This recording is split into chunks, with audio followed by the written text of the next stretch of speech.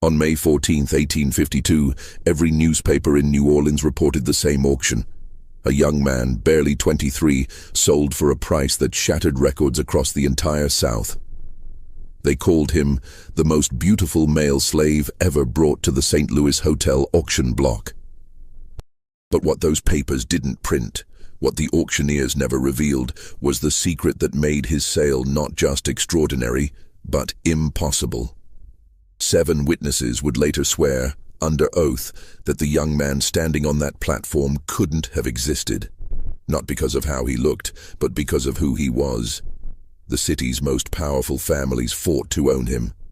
One of them succeeded. Within 3 months, that family would be destroyed.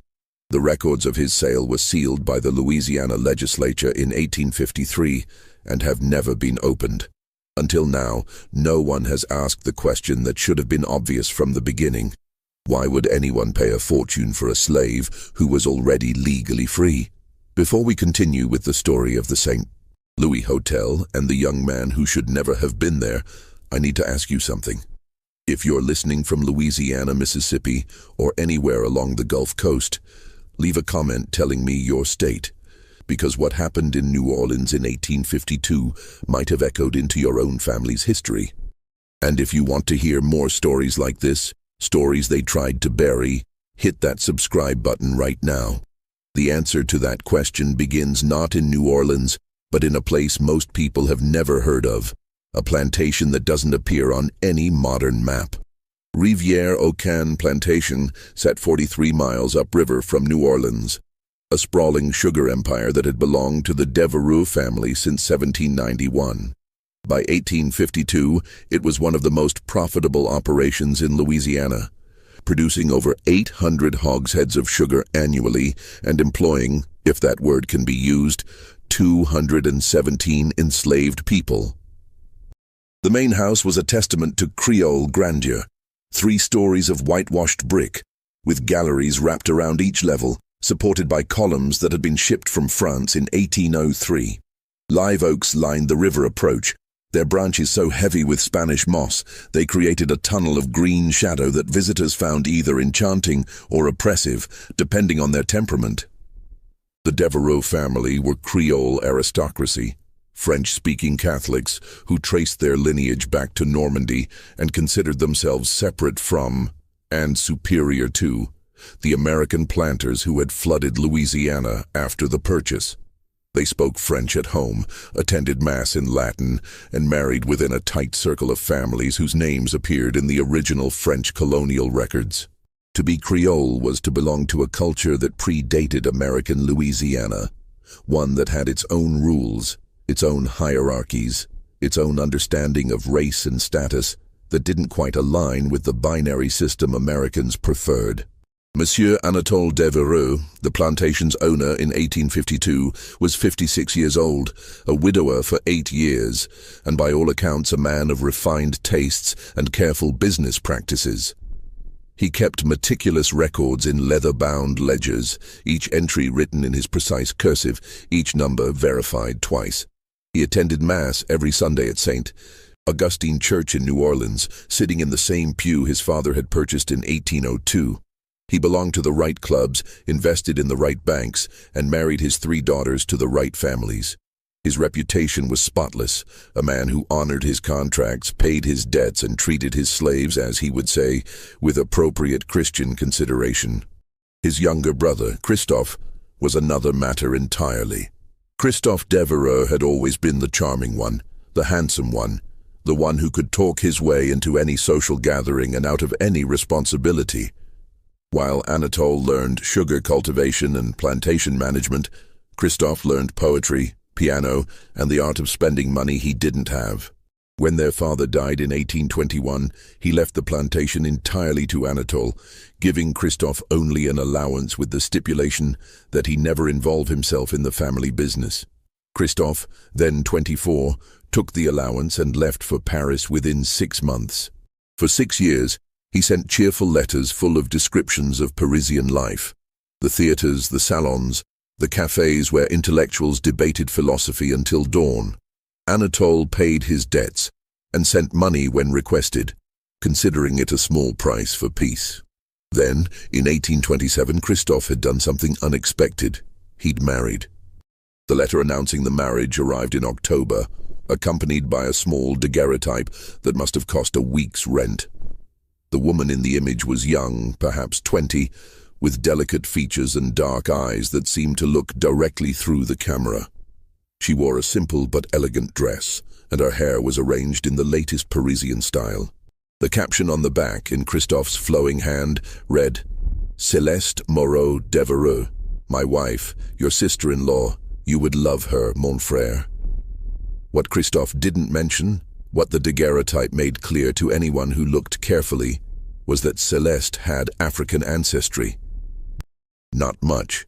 She could have passed for Mediterranean in certain lights, but enough that Anatole recognized it immediately. Her skin tone, the texture of her hair visible beneath the elaborate styling, the shape of her features, all told a story that would have been unremarkable in Paris, but was catastrophic in Louisiana. Anatole's response was brief and final. Christophe was no longer welcome at Rivière-aux-Cannes. His allowance would continue, but only if he never returned to Louisiana and never contacted the family again. The marriage was not recognized. Any children born of it would not be recognized. As far as the Devereux family was concerned, Christophe had died in Paris in 1827. Christophe's response took 4 months to arrive. It was equally brief. "I understand. I'm sorry for the disappointment. My son was born last month. His name is Jean-Baptiste. He will never know he had an uncle in Louisiana." For 24 years, Christophe honored that agreement. Anatole heard nothing from his brother except annual confirmation from a Paris bank that Christophe was still alive and receiving his allowance. Anatole married, had 3 daughters, became one of the most successful planters in Louisiana, and buried his wife after a fever took her in 1844. He never mentioned having a brother to anyone outside the immediate family. Then, in March 1852, everything changed. The letter arrived on a Tuesday, forwarded from a hotel in New York City. The handwriting was Christophe's, but weaker, the letters shaky and occasionally trailing off. The content was brief but devastating. Consumption, diagnosed 6 months earlier, now in its final stages. The doctors gave him perhaps 3 months to live. He had one request, one final favor to ask of the brother who had supported him for 25 years, despite their estrangement. "My son Jean-Baptiste is 23 years old. He is educated, the Lycée Henri IV, then 3 years at the Sorbonne studying literature and philosophy. He speaks French, English, Italian, and Latin. He reads Greek. He plays piano. He has never done manual labor in his life, and I fear he would be quite hopeless at it. His mother died of cholera in 1848, and he has been supporting himself through tutoring since my health declined. But he is alone in the world now, Anatole. When I am gone, he will have nothing. No family in Paris, no connections, no money. I have spent everything, including his inheritance, on doctors who can do nothing but make me comfortable while I die. I am asking you to take him in. Not as family. I understand that's impossible. But as something. A secretary, perhaps. You always needed someone who could handle correspondence in multiple languages. He's brilliant with numbers and has beautiful handwriting. He would be useful to you. And he is my son. He is the only good thing I've done in my life. Please, mon frère, I am begging you." Anatole read the letter 3 times, standing in his study with the afternoon sun slanting through the French windows. His first impulse was to refuse.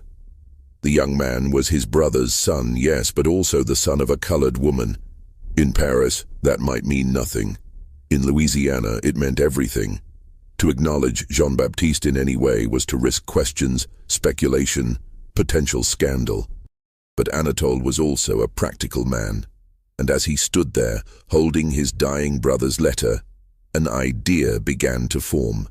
An idea that in hindsight should have horrified him.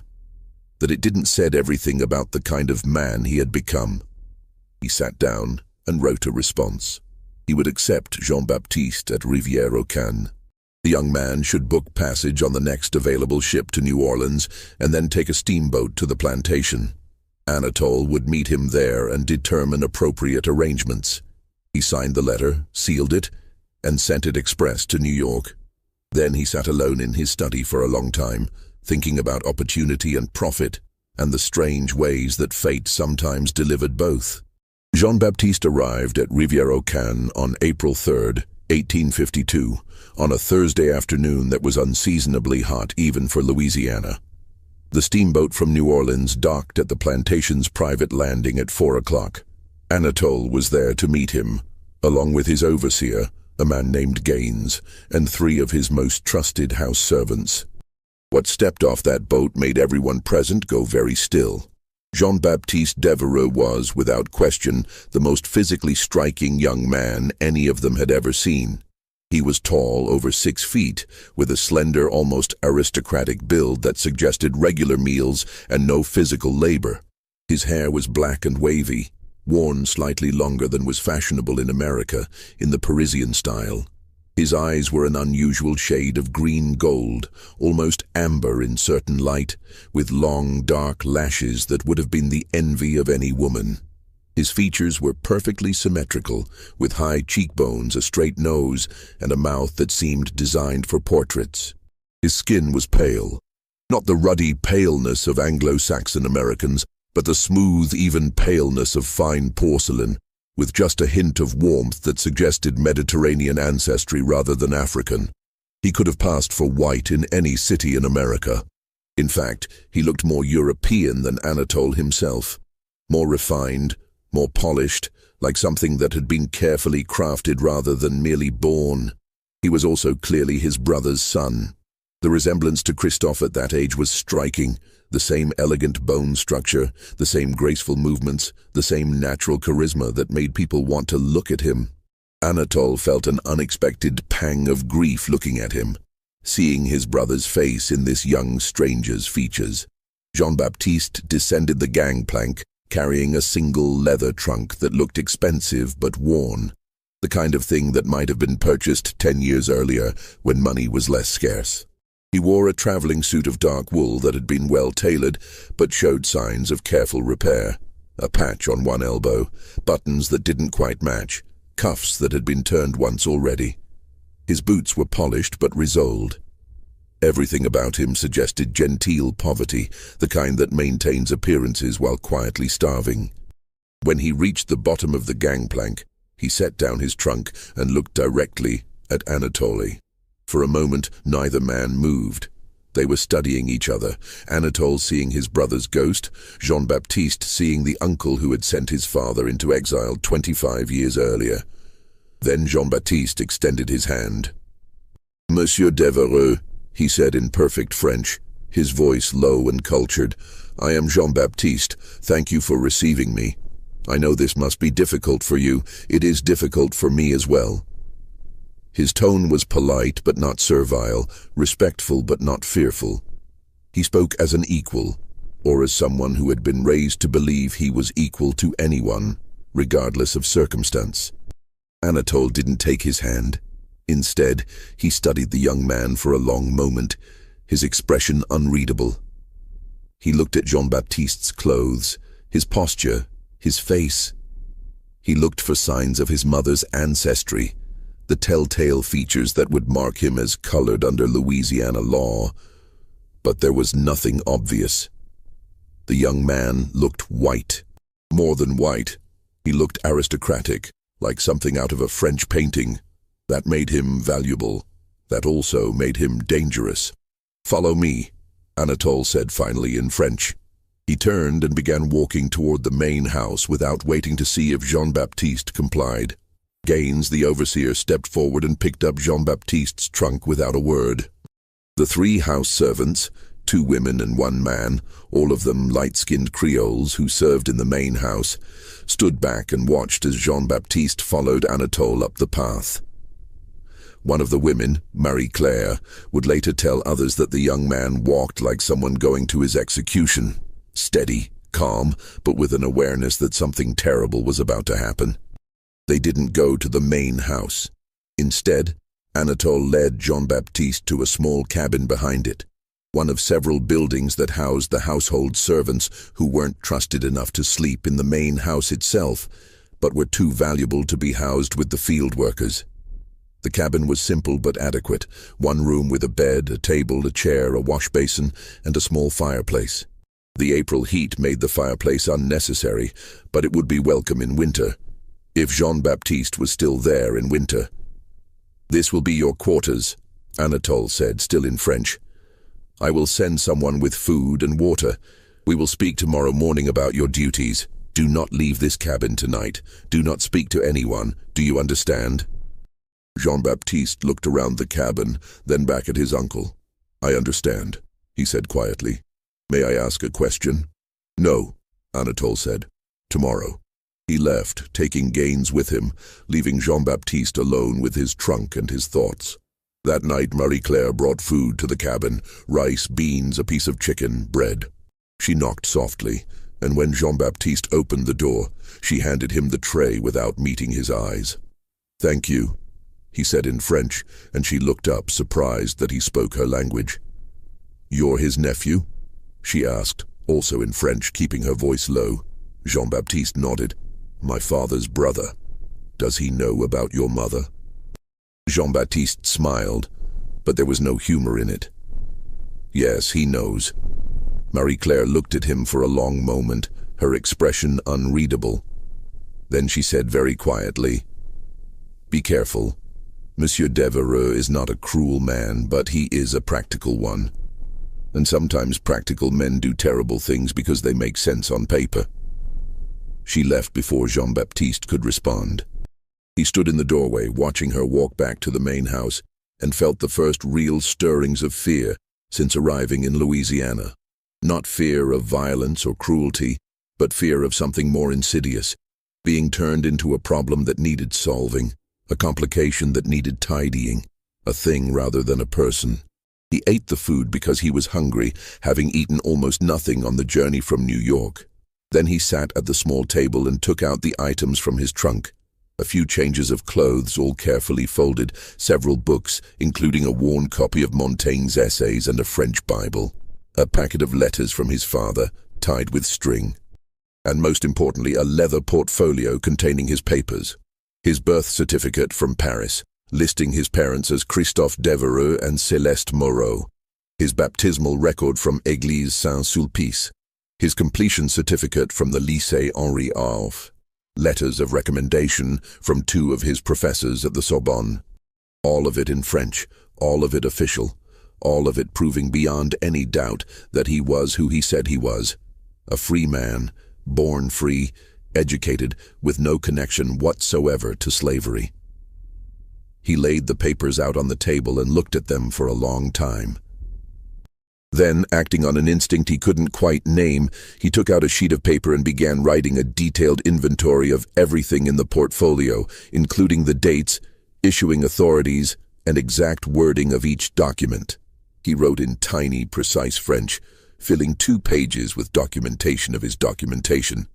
Then he folded the inventory and slid it into the spine of the Montaigne, where it would be invisible unless someone specifically looked for it. He had no reason to think he would need such a record, but his father had once told him, "In this world, Jean-Baptiste, the only thing between you and disaster is the right piece of paper. Guard your papers like your soul, because in many ways they are your soul." Jean-Baptiste fell asleep that night still dressed, lying on top of the thin blanket, listening to the unfamiliar sounds of a Louisiana night, cicadas, tree frogs, the distant sound of singing from the quarters where the field workers lived, and underneath it all, the constant whisper of the Mississippi River, invisible in the darkness but always present, like a conversation you couldn't quite hear. The next morning, Anatole summoned Jean-Baptiste to his study at 8 o'clock.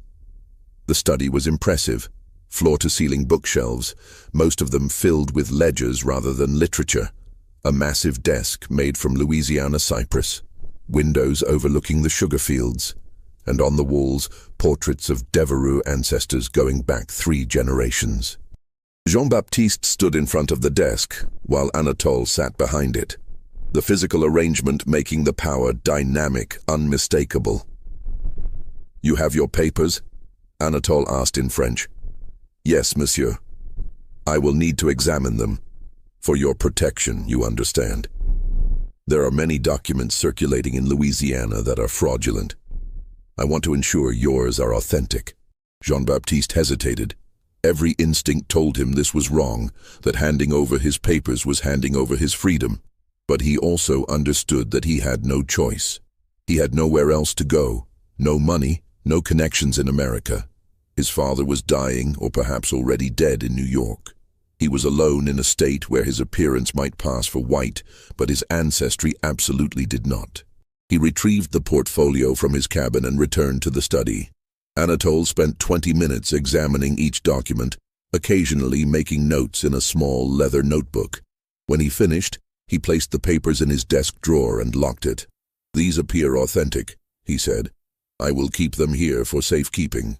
Now, let us discuss your situation. He spoke slowly, carefully, as if explaining something to a child or someone not quite capable of understanding complex matters. You are my brother's son, and I promised him I would provide for you. However, you must understand the difficulties your presence creates. Your mother was colored. Under Louisiana law, that makes you colored as well, regardless of how you look or where you were born. If I were to acknowledge you as my nephew as family, it would create impossible social complications. My daughters are married to prominent families. My position in this community is built on reputation and careful relationships. I cannot jeopardize all of that. Jean-Baptiste said nothing, but his hands clasped behind his back tightened until his knuckles went white. However, Anatole continued, I am also not without compassion. I am willing to provide you with shelter, food, and appropriate work here at Rivière-aux-Cannes. You will serve as my personal secretary. You will handle my business correspondence, particularly anything requiring translation or interaction with French merchants. You will maintain certain records. You will live in the cabin where you spent last night. In exchange, you will not speak of your father, your time in Paris, or your documentation. As far as anyone is concerned, you are simply Jean-Baptiste, a light-skinned slave I purchased from a private sale. Do you understand? The word slave hung in the air like smoke. Jean-Baptiste felt something shift inside him, not quite breaking but bending, warping under pressure. I understand that you are asking me to pretend to be enslaved, he said carefully, despite the fact that I have legal documentation proving I am free. I am asking you to be practical, Anatole replied. You are in Louisiana now, not Paris. French papers mean very little here. Without my protection, you would be vulnerable to questioning, potential detention, even enslavement by someone less scrupulous than myself. Many free people of color have found themselves enslaved because they could not adequately prove their status to American authorities. I am offering you safety by making me a slave, by allowing you to live as if you were enslaved while knowing you are not. It is a performance, Jean-Baptiste, uncomfortable, I grant you, but temporary. In time, I may be able to make other arrangements. Perhaps settlement in the north or even passage back to France once my daughters are settled and the social complications are less pressing. But for now, this is what I can offer. Jean-Baptiste looked at his uncle for a long moment. He understood, perhaps better than Anatole realized, exactly what was happening. This wasn't protection. This was erasure. This was turning an inconvenient nephew into a convenient asset, transforming a problem into profit, making sure that the young man standing in front of him disappeared, not literally, but legally, socially, in every way that mattered. And if I refuse? Jean-Baptiste asked quietly. Then I cannot help you, Anatole said, his voice equally quiet but utterly final. I will return your papers and provide you with enough money to reach New Orleans. After that, you will be on your own in a state where your appearance will invite questions you cannot adequately answer. You speak very little English. You have no money, no connections, no family. Where will you go? What will you do? He was right, and they both knew it. Jean-Baptiste could refuse, could walk away, could try to make his way in Louisiana or flee to the north. but his chances of success were minimal, and his chances of survival even worse. He had seen, even in his brief time in Louisiana, how quickly suspicion attached itself to anyone who looked ambiguous, who didn't fit neatly into the categories this place insisted on. Free papers from France might protect him in theory, but in practice they might just as easily get him arrested, questioned, investigated, and in that process there was no telling what might happen. "I understand," Jean-Baptiste said finally, the words tasting like ashes. "When do I begin?" "Today," Anatole said. He pulled out a ledger and opened it to a fresh page. "But first, we need to establish your status officially." He began writing, speaking aloud as he did. "Acquired, April 3rd, 1852. 1 male, age 23, name Jean-Baptiste, no surname. Light-skinned, educated, suitable for domestic work. Private sale, no bill of sale available. Value estimated at $2,000. He looked up at Jean-Baptiste. "There. Now you exist in my records, and your presence here is explained. Your papers are safe in my desk. Your father's monthly allowance will continue to be paid into the Paris bank account until his death, at which point it will cease. You will work as my secretary, and in return you will have food, shelter, and safety. This is, I believe, as good an arrangement as either of us could hope for under the circumstances." Jean-Baptiste felt something inside him shift again, something fundamental breaking or perhaps burning away.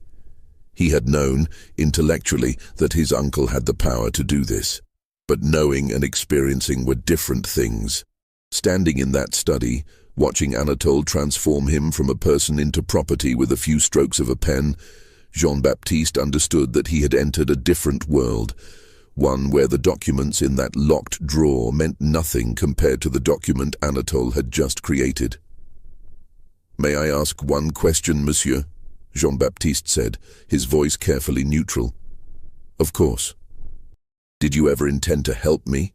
Or was this your plan from the moment you received my father's letter?"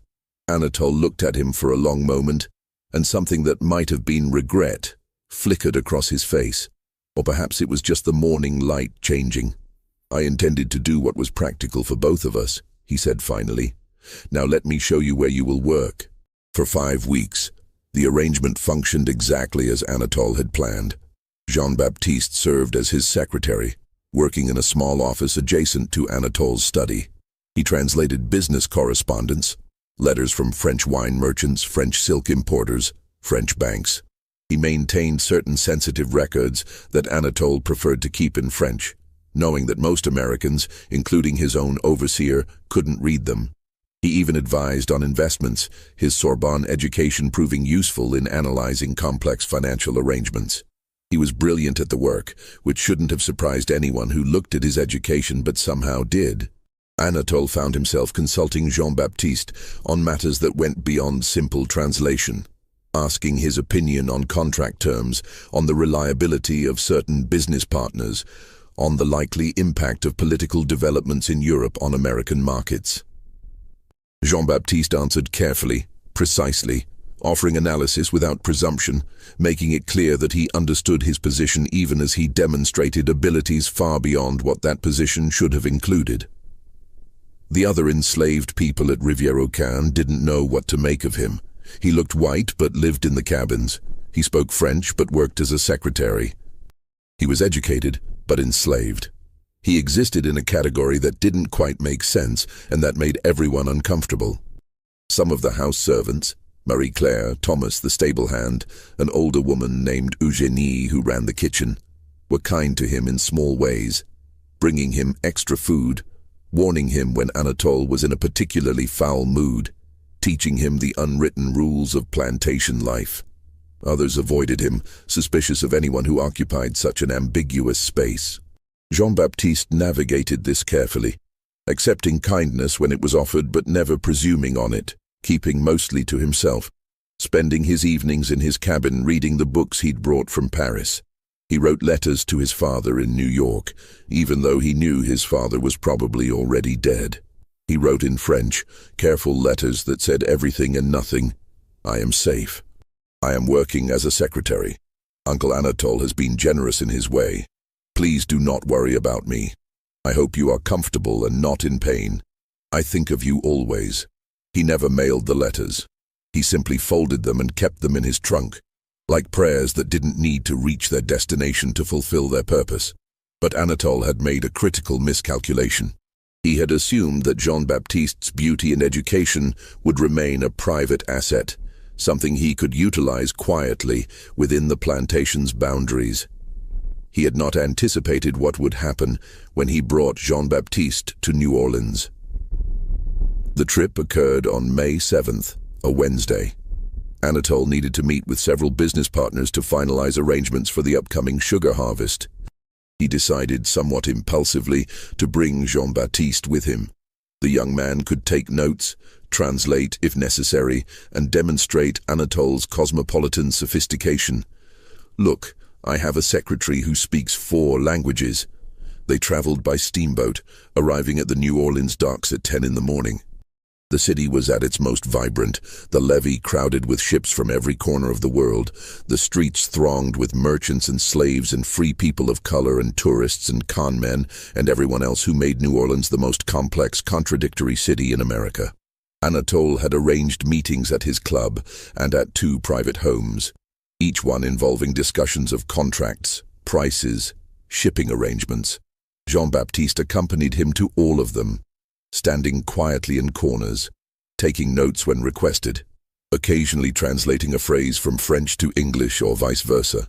And everywhere they went, the reaction was the same. People stared. Not rudely exactly, but unmistakably.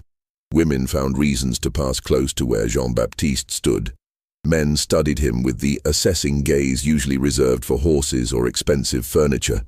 Conversations would pause when he entered a room, not because he'd done anything to interrupt them, but because his presence was simply that arresting. At the 3rd meeting, held in the elegant home of a commission merchant named Philippe Larieux, the wife of the host, Madame Larieux, a woman of about 40 with sharp eyes and a sharper mind, approached Anatole during a pause in the negotiations. "Monsieur Devereux," she said in French, "I hope you'll forgive my directness, but I must know. That young man who accompanies you, he is your property?" Anatole, who had been expecting this question all day, nodded. "A recent acquisition. He serves as my secretary. He is remarkable," Madame Larieux said bluntly. "I have never seen a slave of such appearance. Where did you acquire him?" "A private sale," Anatole said vaguely, "from an estate in Baton Rouge." "Would you consider offers?" another woman interjected. This was Madame Hélène Fourier, a widow who owned a fashionable boarding house in the Garden District and was known for maintaining an extensive household staff of light-skinned servants. "I would pay handsomely for someone of his qualities." Anatole demurred, saying Jean-Baptiste was too useful to part with. But the question, "Would you consider offers?" lodged itself in his mind like a splinter. All the way back to Rivière-aux-Cannes that evening, he thought about it. How much would someone pay for Jean-Baptiste? Not just for his skills, which were considerable, but for the sheer spectacle of owning him, for the status and prestige of having such a singular individual in one's household. That night, after Jean-Baptiste had returned to his cabin, Anatole sat in his study and did calculations. He had recorded Jean-Baptiste's value at $2,000, which was already high for a domestic servant. But based on the reactions today, he could sell the young man for much more, perhaps $3,000, perhaps even $4,000. The more he thought about it, the more sense it made. Jean-Baptiste's presence at Rivière-aux-Cannes was becoming a complication. The young man was too distinctive, too memorable. His education and bearing made other slaves uncomfortable and made visitors ask questions. Sooner or later, someone would probe too deeply, would wonder about the remarkable secretary who looked more like a French aristocrat than a slave, would perhaps even recognize something in Jean-Baptiste's features, a resemblance to Christophe, a hint of Devereux ancestry. Better to sell him publicly, in a venue where his extraordinary value would be obvious and legal, where the sale would be documented and unquestionable, and where Jean-Baptiste himself would disappear into the household of some wealthy family, never to be seen again. The St. Louis Hotel conducted slave auctions every day except Sunday. They were professional, well-organized events attended by the city's elite. Selling Jean-Baptiste there would be not just profitable, but prestigious. The kind of sale that would be talked about in the right circles, that would enhance Anatole's reputation as a man with access to remarkable commodities. On May 8th, he began making arrangements. Jean-Baptiste learned about the sale on May 10th, a Sunday afternoon. He was in his cabin, reading Montaigne, when Anatole arrived with Gaines and one of the male house servants. The presence of 3 men told Jean-Baptiste immediately that something had changed. "I have decided to sell you," Anatole said without preamble, speaking in French. "There is an auction at the St. Louis Hotel on May 14th. You will be presented there." Jean-Baptiste stood slowly, the book falling from his hands. "You gave me your word that this was temporary, that you would help me eventually leave Louisiana." "And I will," Anatole said smoothly, "by selling you to a good family in New Orleans. You will be far more comfortable there than here, working indoors, in the city, with access to culture and society. It is, in many ways, an improvement. I am not a slave to be sold," Jean-Baptiste said, his voice shaking slightly. "I am your brother's son. I have papers proving I am free." "You have papers that I am safeguarding," Anatole corrected. "And you are forgetting that your situation is more complex than a simple question of documentation. Your mother's status affects your own. The law in Louisiana is very clear about this." "My mother was free," Jean-Baptiste said, his voice rising. "She married my father legally in Paris. I was born free. The documents prove all of this." "Your mother was colored," Anatole said flatly. "Whatever her legal status in France and Louisiana, that would make you colored as well. And without documentation proving her free status, which you do not have, your own freedom is questionable. I am actually protecting you by maintaining the fiction that you are my property. Otherwise, you could be claimed by anyone who disputed your status. At least this way, you will belong to someone respectable." It was twisted logic, but it had the weight of Louisiana law behind it. Jean-Baptiste understood that his uncle was right about one thing. His French papers, without corresponding American documents, were vulnerable to challenge. And in any legal dispute, Anatole's word as a respected white planter would outweigh Jean-Baptiste's claims as a questionable person of color. "Please," Jean-Baptiste said, the word coming out barely above a whisper. "Please don't do this. My father trusted you. He asked you to protect me." "And I am," Anatole said. "Now you will cooperate with these arrangements, or I will have you restrained and transported by force. The choice is yours." Jean-Baptiste looked at the 3 men standing in his cabin, and he understood that resistance was pointless. He was one person against Anatole's entire operation. If he fought, he would lose. If he fled, he would be caught. The plantation was miles from anywhere, surrounded by water and swamp, patrolled by men with dogs and guns. There was nowhere to run. "I will cooperate," he said finally. "Good," Anatole said. "We leave for New Orleans on May 13th. I suggest you rest and prepare yourself. This sale will determine your future. I recommend you present yourself well."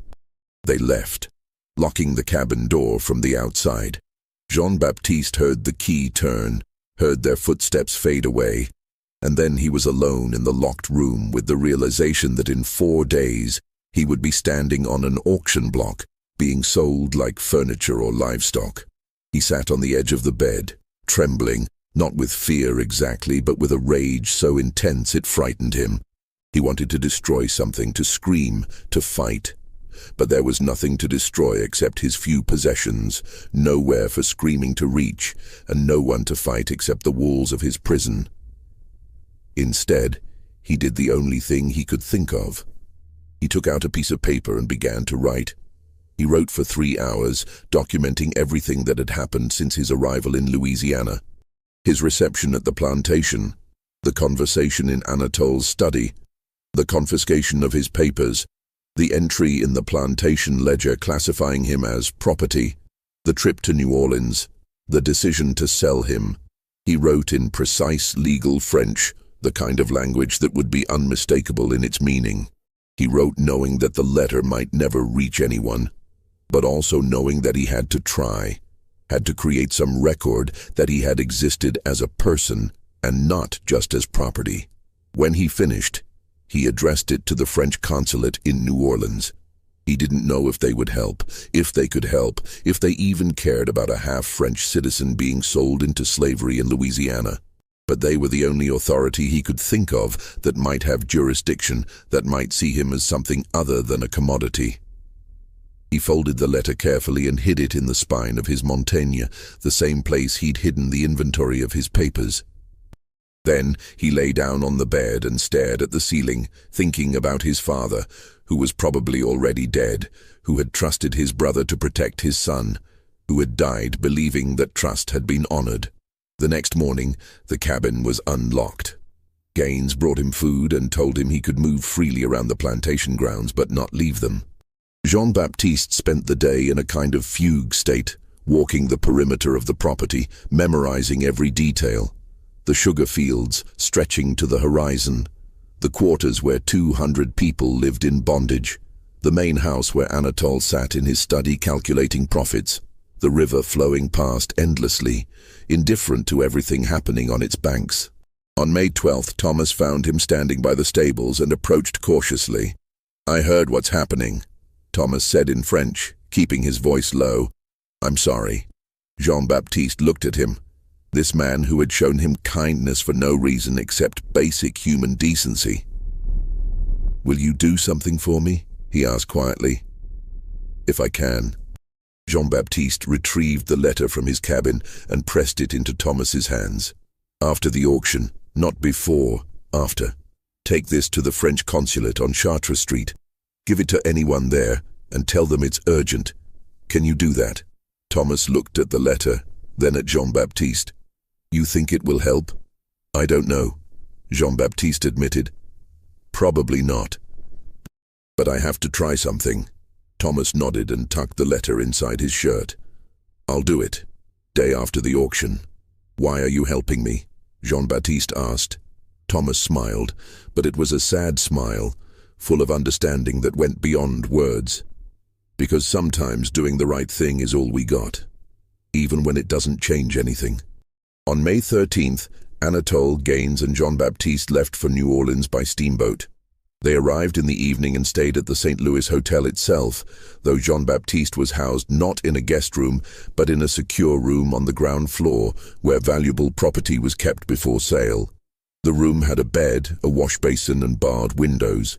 It was clean and relatively comfortable, but it was unmistakably a cell. That night, Jean-Baptiste didn't sleep. He sat on the edge of the bed, thinking about everything that had led to this moment, tracing the chain of decisions and circumstances that had transformed him from a free man in Paris to property in New Orleans. He thought about his mother, dead of cholera 4 years earlier, who had never told him much about her own background, except that she had been alone in Paris when she met Christophe, that she had fallen in love with his charm and his recklessness, that she had never regretted marrying him, even though it had cost her whatever family she'd had.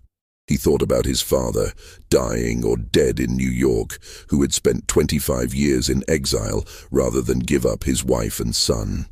He thought about Anatole, who had taken that same son and turned him into merchandise, and he made a decision that would either save him or destroy him, but that felt, in that moment, like the only choice he had. If he was going to be sold, he would not be sold silently. The morning of May 14th, 1852, dawned clear and oppressively hot. By 9 o'clock, the rotunda of the St. Louis Hotel was already crowded with buyers, spectators, and curious onlookers.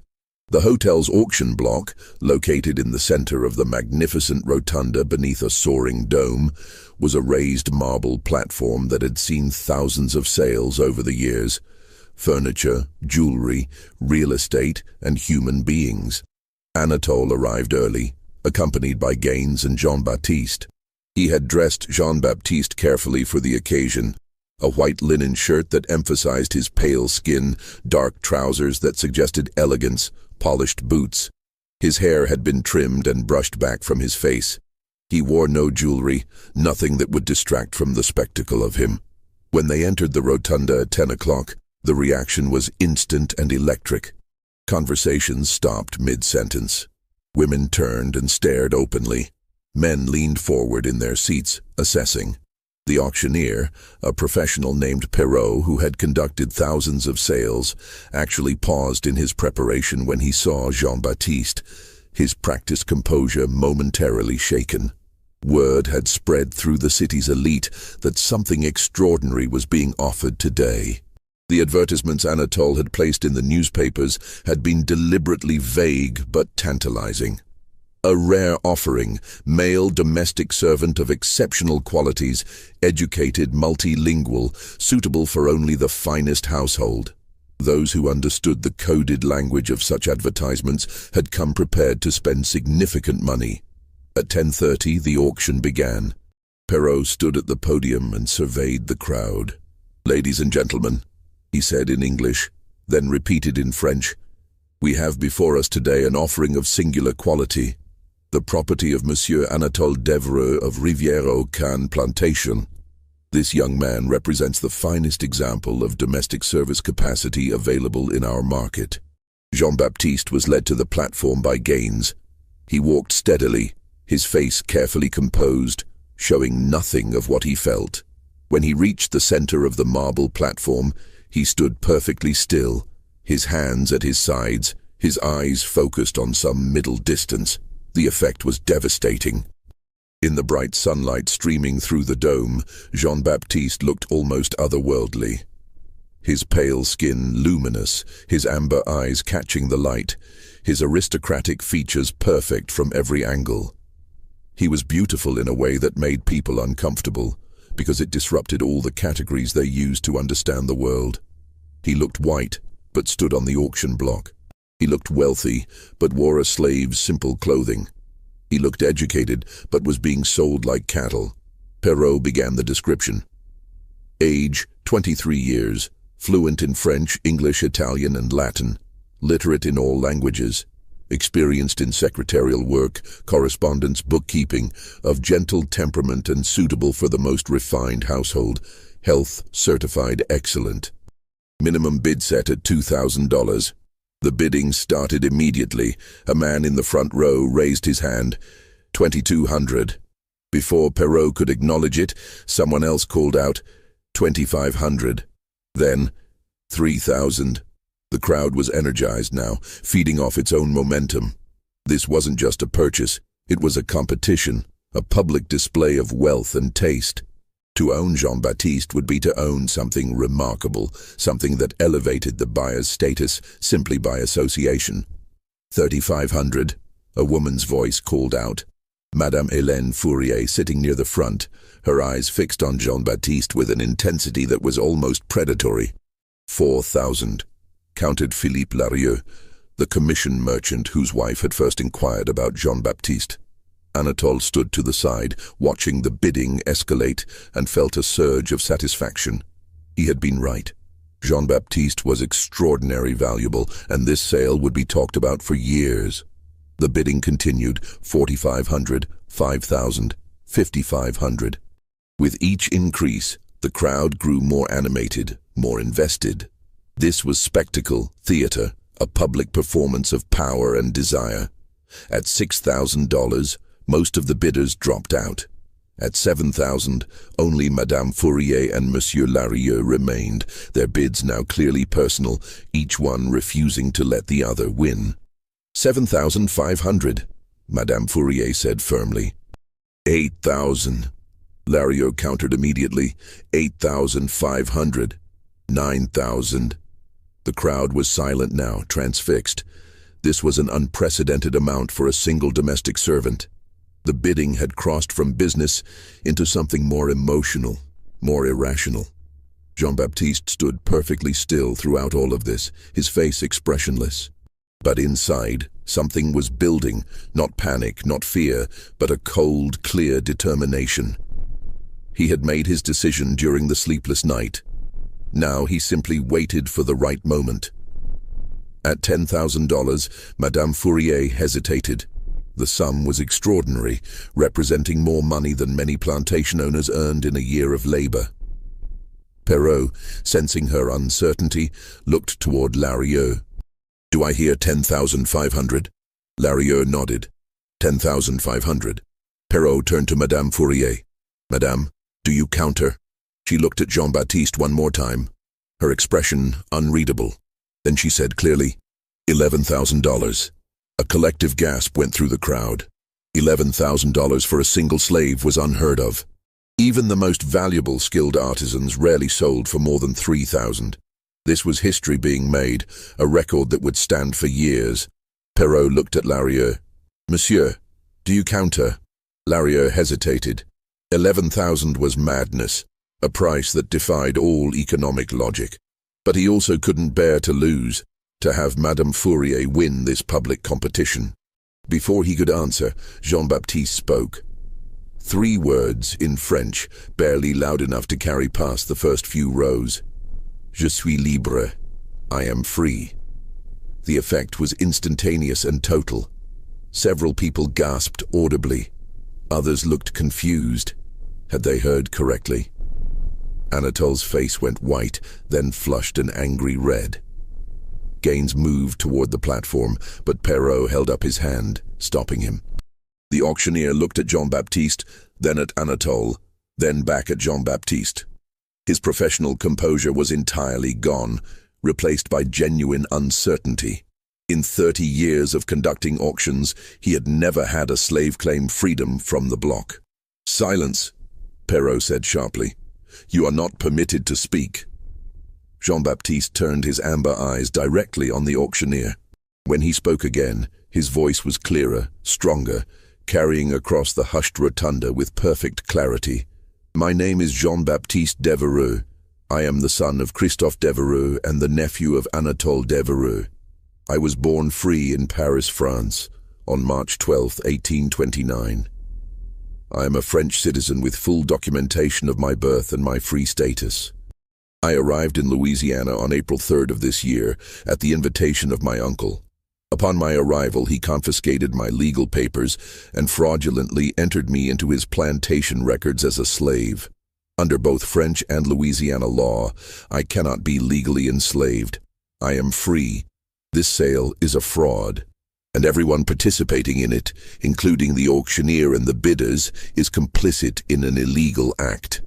The silence that followed was absolute and suffocating. For perhaps 5 seconds, no one moved, no one breathed. The rotunda might have been empty, except for Jean-Baptiste's words echoing under the dome. Then chaos erupted. Anatole lunged toward the platform, shouting in rapid French that Jean-Baptiste was delusional, that he was the son of a slave and had been educated as an indulgence. Perrault stepped back from the podium, clearly unsure of his legal ground. Several men in the crowd began arguing loudly, some insisting the sale should be stopped immediately until Jean-Baptiste's claims could be investigated, others maintaining that a slave's testimony was worthless and the auction should continue.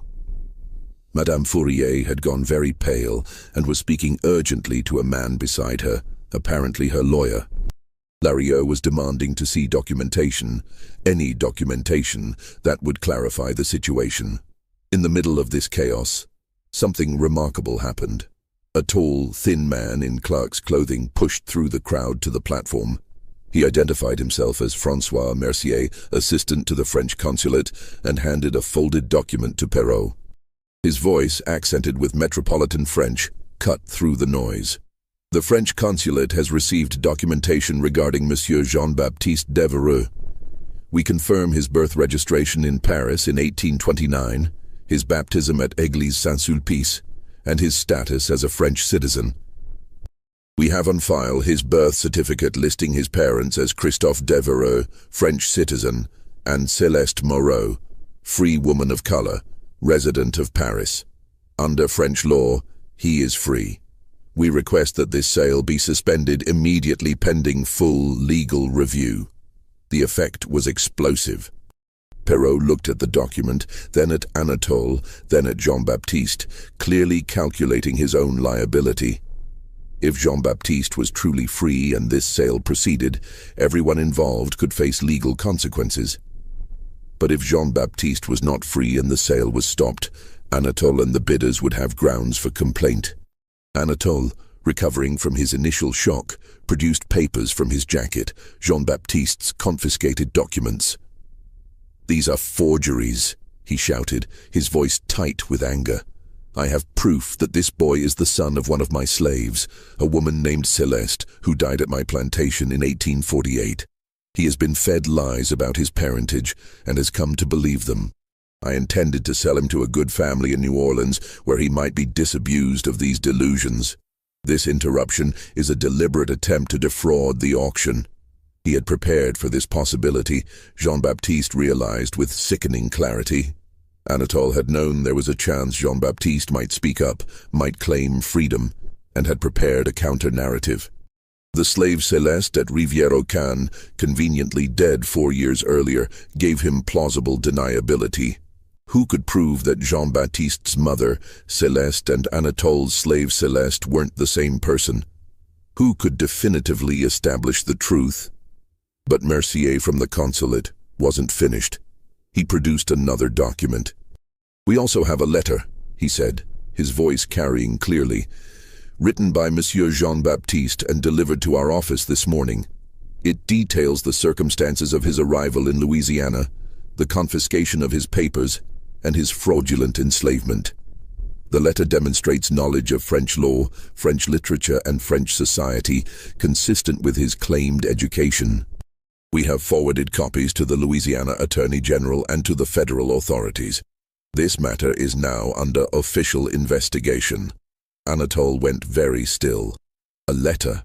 How had Jean-Baptiste managed to send a letter? When? The implications were clear. If official authorities were involved, the auction couldn't proceed regardless of Jean-Baptiste's legal status. Even if Anatole was right and Jean-Baptiste could be legally enslaved, doing so now while under federal investigation would invite scrutiny that could destroy Anatole's reputation and business. Perrault made the only decision he could. He struck his gavel twice, the sharp sound cutting through the confused babble of voices. "This auction is suspended pending legal review. The property," he paused, seeming to realize that word might no longer apply. "The individual in question will be removed from the block and held in secure custody until the matter is resolved. All bids are hereby voided. This sale will not proceed today." Gaines moved toward Jean-Baptiste, but Mercier intercepted him. "He will be held by the city authorities, not by Monsieur Devereux. There is too much conflict of interest for him to remain in his uncle's custody during the investigation." 2 city constables, who had apparently accompanied Mercier, stepped forward. They didn't shackle Jean-Baptiste, which was telling. They weren't certain he was enslaved, which meant they had to treat him as potentially free. They simply escorted him off the platform and toward a side door, away from the crowd. As Jean-Baptiste passed Anatole, their eyes met. His uncle's expression was a complicated mixture of rage, betrayal, and something that might have been grudging respect. Jean-Baptiste said nothing. There was nothing to say. Everything that needed to be said had already been spoken, in front of hundreds of witnesses, under the dome of the St. Louis Hotel.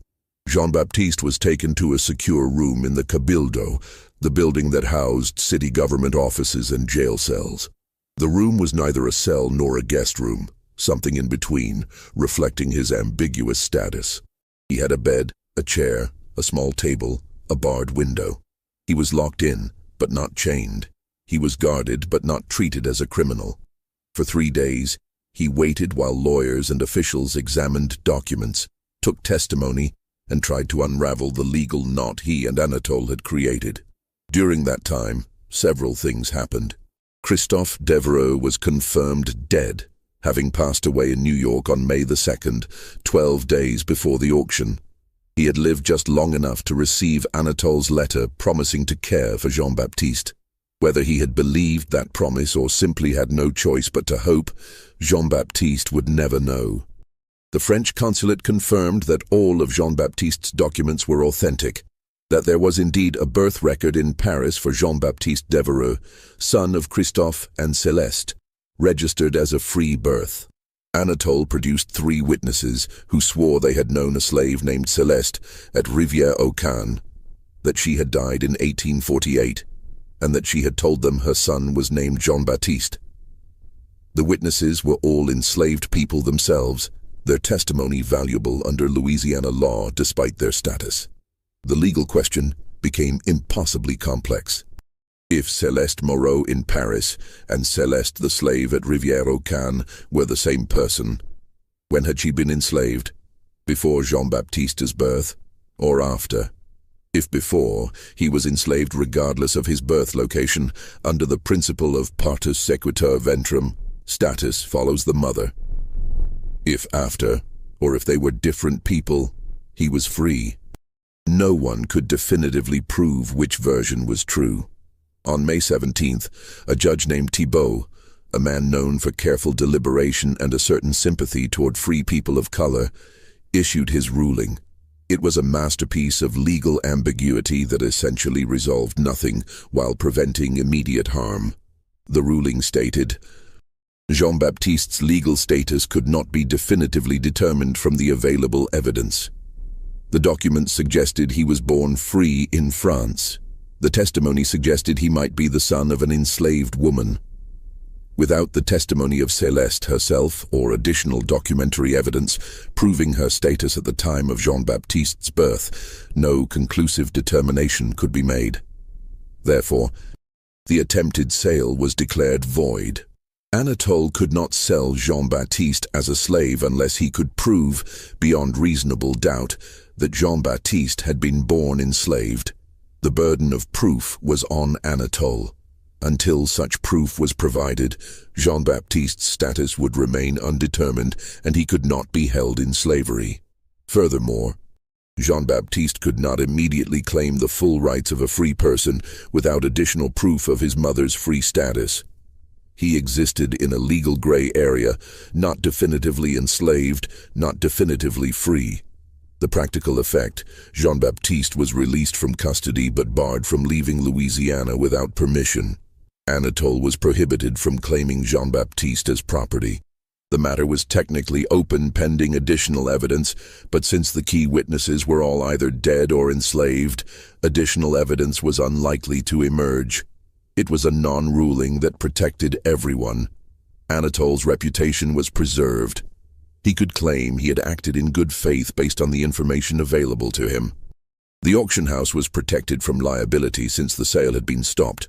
The bidders got their money back, and Jean-Baptiste got his freedom, technically, though not in a form anyone could quite define. When Jean-Baptiste walked out of the Cabildo on the afternoon of May 17th, he carried only what he'd brought to New Orleans. The clothes on his back and his small leather trunk, which Anatole had returned to him without comment. His French papers were inside, along with Judge Thibault's ruling and a letter from the French consulate stating that they recognized him as a French citizen and would provide what assistance they could should he need it. He had nowhere to go. He knew no one in New Orleans. He had approximately $8 that Anatole had given him, payment for the weeks of secretarial work, handed over by a lawyer with no explanation or commentary. He stood on the street outside the Cabildo and looked at the city around him, this strange, complicated place where he was neither one thing nor another, and felt a surge of something that was equal parts terror and exhilaration. He was free. Not entirely, not cleanly, but enough. He was alive. He had survived. What happened next is where history blurs into legend, where documentation ends and story begins. Some accounts say Jean-Baptiste disappeared that very day, walking out of New Orleans and never being seen again in Louisiana. Others say he remained in the city for several weeks, working as a French tutor under an assumed name, quietly building enough money to leave. A newspaper in Cincinnati published a small notice in August 1853, seeking a French tutor named J.B. Devereux, which may or may not have been him. A letter arrived at the French consulate in 1854 from someone signing only as J.B. thanking them for their intervention and stating he was well and free and beginning again. Thomas, the stable hand who had delivered Jean-Baptiste's letter to the consulate, told other enslaved workers at Rivière-aux-Cannes that he saw Jean-Baptiste 3 days after the auction, walking north on the river road at dawn, dressed in rough work clothes and carrying a small bundle. Thomas said he called out to him, and Jean-Baptiste turned, smiled, put a finger to his lips, and kept walking. Whether this actually happened or was a story Thomas created because people needed to believe Jean-Baptiste had escaped, no one can say. What is documented is this: Anatole Devereux never fully recovered from the scandal. His business continued, his plantation remained profitable, but his standing in New Orleans society was permanently damaged. Several families quietly severed connections with him. The story of the auction spread, whispered in drawing rooms and mentioned in private correspondence. Anatole Devereux, they said, had tried to sell his own nephew, had stolen a free man's papers and enslaved him, had stood by while the young man was humiliated on the auction block. Whether Jean-Baptiste had been legally free or not almost didn't matter. What mattered was that Anatole had violated some fundamental code about family, about honor, about the proper way to conduct oneself. In 1859, Anatole received a package with no return address. Inside was a book, a French edition of The Count of Monte Cristo. On the title page, someone had written in elegant script, "Nous sommes frères, nous qui souffrons du même mal." We are brothers, we who suffer from the same wound. It was a quote from the novel, and it was also a message. Anatole recognized the handwriting as Jean-Baptiste's. He burned the book that same day, but not before his daughter Marguerite saw it and wrote about it in her diary. That diary survived. The reference was pointed. The Count of Monte Cristo was about a man wrongly imprisoned who escapes and methodically destroys everyone who wronged him. It was also about transformation, about becoming someone new, shedding an old identity like a snake shedding skin. Whether Jean-Baptiste was threatening revenge or simply noting a parallel, Anatole took it as a threat. He hired private investigators to locate Jean-Baptiste. They found nothing. He increased security at the plantation. He began sleeping with a loaded pistol in his bedside table. And he began to decline, physically, mentally, spiritually, much faster than his age alone could explain. He died in 1862, during the Union occupation of New Orleans, of what his doctor called nervous exhaustion and melancholia. He was 66. In his final weeks, the servants who attended him reported that he spoke frequently in French to people who weren't there, often seeming to argue with someone he called the boy. He said repeatedly, "I gave you shelter. I did what was necessary." Why can't you see that? No one knew who he was talking to. Christophe's death was simpler and in its way more peaceful. He died in New York 3 days before Jean-Baptiste's dramatic declaration of freedom, never knowing whether his son was safe. But one of the nuns who nursed him in his final days reported that he seemed oddly content near the end. He said, shortly before dying, "My son is free. That's all that matters." Whether he meant Jean-Baptiste specifically or was simply delirious, no one could say. But it's nice to think that somehow he knew that across the miles and through whatever strange connection exists between parents and children, he felt Jean-Baptiste's escape. The Saint. Louis Hotel continued to hold auctions for another decade, but the auction of May 14, 1852 was never mentioned in its official histories or advertisements. The documentation, all of it, the bills of sale, the bidder agreements, the records of the suspension, disappeared from the hotel's files. It was as if the entire event had been collectively erased. Except it wasn't. The story persisted, told and retold in French Creole households, mentioned in private letters, occasionally surfacing in legal discussions about status determination and the rights of free people of color. It became a legend of sorts, the beautiful slave who declared himself free and then vanished. But here's what makes the story genuinely fascinating. Jean-Baptiste was almost certainly telling the truth. The French consulate's confirmation was real. The Paris records were real. Christophe's marriage was documented, and Anatole's claim about a slave named Celeste at Rivière-aux-Cannes doesn't appear in any plantation records before Jean-Baptiste's arrival. There's no inventory listing her, no birth records for other children she might have had, no purchase record, no sale record, nothing. She appears in Anatole's testimony and the testimony of his witnesses, but nowhere in the paper trail that usually accompanied enslaved people in Louisiana, which suggests something darker than even the story implies. That Anatole didn't just enslave a free man through legal manipulation, but that he also fabricated evidence, coached witnesses, and constructed an entire false history to justify his actions. If that's true, then what happened at the St. Louis Hotel wasn't just an auction gone wrong, it was the exposure of a carefully planned fraud. And if that's true, Jean-Baptiste's disappearance makes even more sense. He wasn't running from being enslaved. He was running from someone who had proven willing to destroy his entire identity to maintain a lie. The last documented reference to Jean-Baptiste Devereux comes from 1897, 45 years after the auction. A researcher named Albert Lacroix was interviewing elderly Creoles for a book on New Orleans French heritage. One woman, Madame Henriette Blanchard, then 93, told him about an auction she'd witnessed as a young woman. The most beautiful young man she'd ever seen, standing on the marble block, declaring himself free, while the crowd watched in shock. Lacroix asked if she thought the young man had really been free. "Oh, absolutely," she said. "You could see it in how he stood. Free people stand differently. They hold their heads differently. That boy was free. He just had to prove it." Lacroix asked if she thought he survived, if he escaped to the north or perhaps back to France. Madame Blanchard smiled. "I think he went somewhere cold. Somewhere his face didn't mean anything except that he was beautiful. Canada, maybe. Or France. Or even somewhere in the north, where no one knew Louisiana law or cared about it. I think he lived a long life and probably never told anyone what happened to him, because some secrets are too dangerous to tell. You carry them with you until you die, and then they die with you, and maybe that's for the best. Whether she was right, we'll never know.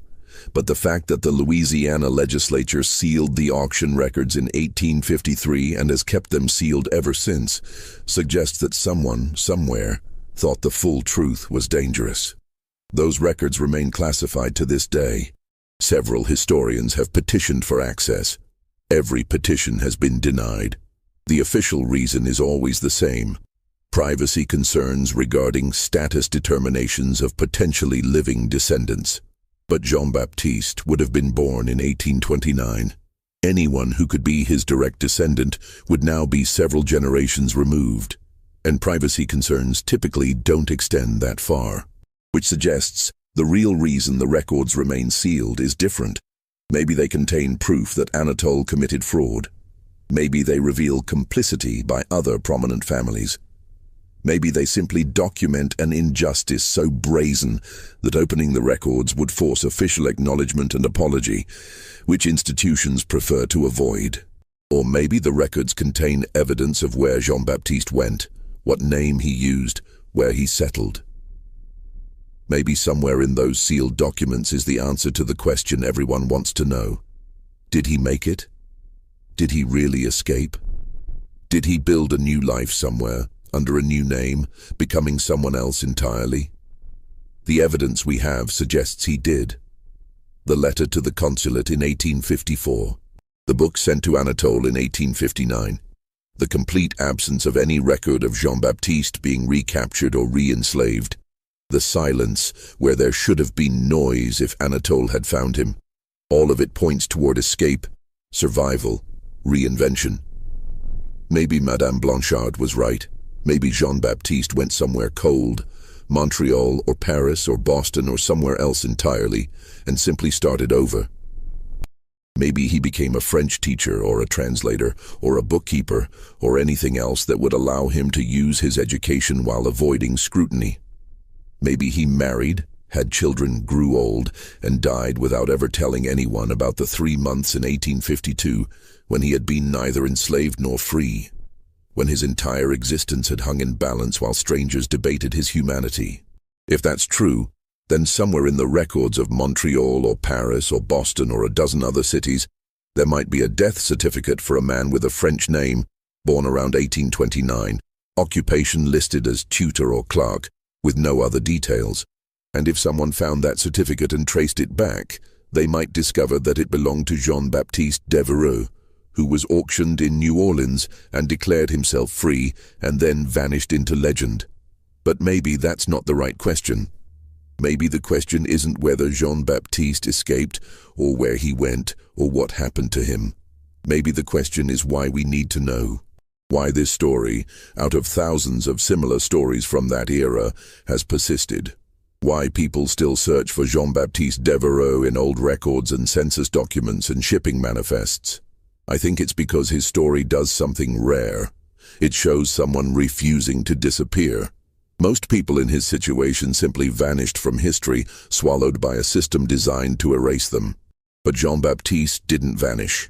He stood on that auction block and said his own name.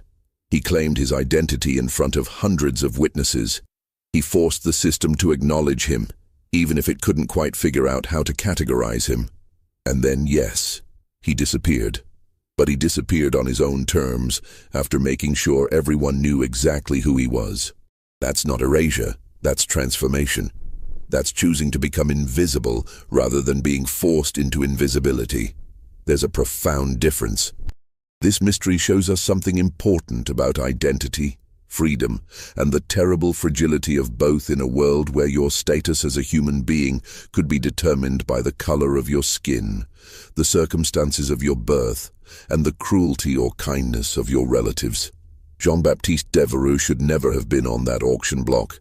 Whether he was born free in Paris or born enslaved in Louisiana, the fact that his fate could be debated at all, that his humanity was considered a legal question requiring adjudication, tells us everything we need to know about the system that put him there. But it also shows us something about resistance, about refusing to accept other people's definitions of who you are, about the power of simply saying your own name when everyone else wants to rename you, redefine you, reduce you to property. Jean-Baptiste stood on that marble platform and said, "I am free," knowing it might destroy him. And whether or not those words changed his immediate circumstances, they changed the story. They transformed him from a passive victim into an active participant in his own fate. And maybe that's why we're still telling this story 170 years later. Because in the end, Jean-Baptiste won. Not in court, not in any legal sense, but in the only way that really matters. He refused to be forgotten. He made sure that anyone who tried to erase him would have to work very hard to do it. And he left enough traces, the letter, the book, the newspaper notices, the whispered stories, that we can still find him if we look. So what do you think? Do you believe Jean-Baptiste was really free? Do you think he escaped? Or do you think something else happened in that locked room at the St. Louis Hotel? And why would Louisiana keep those records sealed if there wasn't something explosive in them, something that still matters even now? Leave your comment below. Tell me what you think happened to Jean-Baptiste Devereux. And if you enjoyed this story, this mystery that they tried to bury, then subscribe to this channel. Hit the notification bell. Share this video with someone who loves dark historical mysteries, stories about people who fell through the cracks of history, stories that someone wanted erased. Because every view, every share, every comment helps bring these forgotten voices back to life. And maybe, somewhere in some sealed record or dusty archive, the full truth about Jean-Baptiste is still waiting to be found. See you in the next video.